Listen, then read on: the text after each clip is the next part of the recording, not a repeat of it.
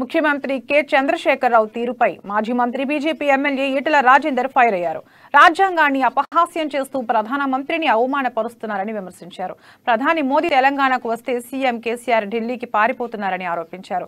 ప్రధానమంత్రిని రిసీవ్ చేసుకుని సీఎం కేసీఆర్ ఒక్కడేనని ధ్వజమెత్తారు. కారు ప్రమాదంలో గాయపడ్డ బీజేపీ హన్మకొండ జిల్లా అధ్యక్షురాలు రావు పద్మను పరామర్శించిన ఈటెల రాజేందర్ మీడియాతో మాట్లాడుతూ అబద్దాల పునాదుల మీద ప్రభుత్వాన్ని నడిపే వ్యక్తి కేసీఆర్ అని విమర్శించారు. సొంత పార్టీ మంత్రుల ఫోన్లను ట్యాపింగ్ చేసే ఏకైక సీఎం కేసీఆర్ అని మండిపడ్డారు. చివరకు గవర్నర్ ఫోన్ ని ట్యాపింగ్ చేస్తున్నారంటే అంతకంటే దుర్మార్గం ఏమీ లేదన్నారు సీఎం కేసీఆర్. మంత్రి కేటీఆర్ మాటలు చూసి తెలంగాణ ప్రజలు కుంగిపోతున్నారని తెలిపారు.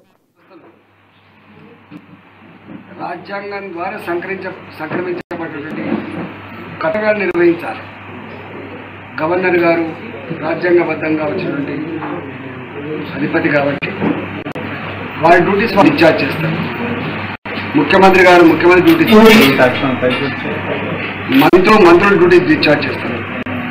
ఎమ్మెల్యేలుగా వారి డ్యూటీస్ వాళ్ళు డిశ్చార్జ్ చేయాలి.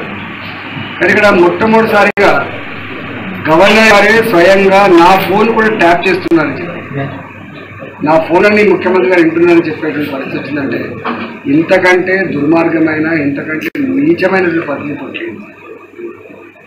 కేసీఆర్ గారు తెలంగాణ రాష్ట్రం ఏర్పడిన తర్వాత తొలి ముఖ్యమంత్రి అయిన తర్వాత ఒక కొత్త ఒరవడి, ఒక కొత్త పద్ధతి అమలు చేస్తానని చెప్తే మేము అనుకున్నాం ఒక